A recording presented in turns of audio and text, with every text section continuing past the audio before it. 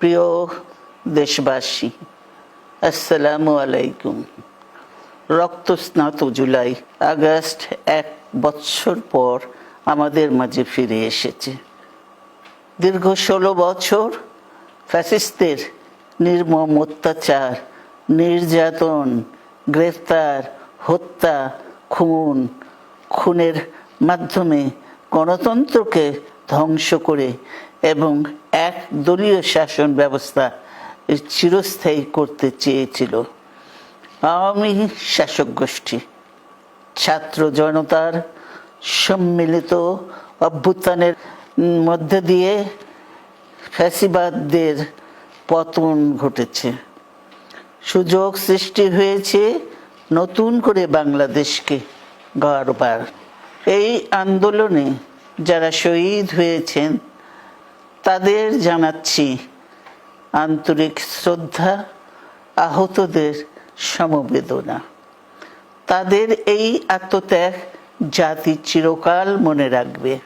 গুম, খুন, বিচার বহির্ভূত হত্যার শিকার যারা হয়েছেন তাদের তালিকা প্রস্তুত করতে হবে। দ্রুত বিচারের ব্যবস্থা ও রাষ্ট্রীয় স্বীকৃতি নিশ্চিত করতে হবে। প্রতিটি পরিবারের সম্মানজনক পুনর্বাসন ও নিরাপদ ভবিষ্যৎ নিশ্চিত করতে হবে।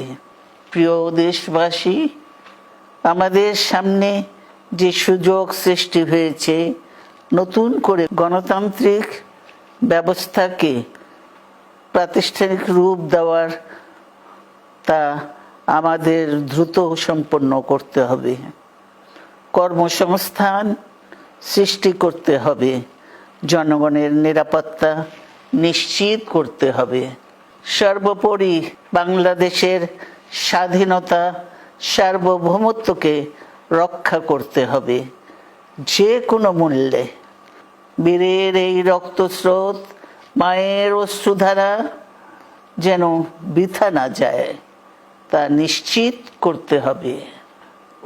ঐক্য বজায় রাখতে হবে। আসুন আমরা সবাই মিলে শহীদ জিয়ার স্বপ্নকে বাস্তবায়িত করি কোটি মানুষের নতুন বাংলাদেশের নির্মাণের স্বপ্নকে। আল্লাহ হাফেজ। বাংলাদেশ জিন্দাবাদ।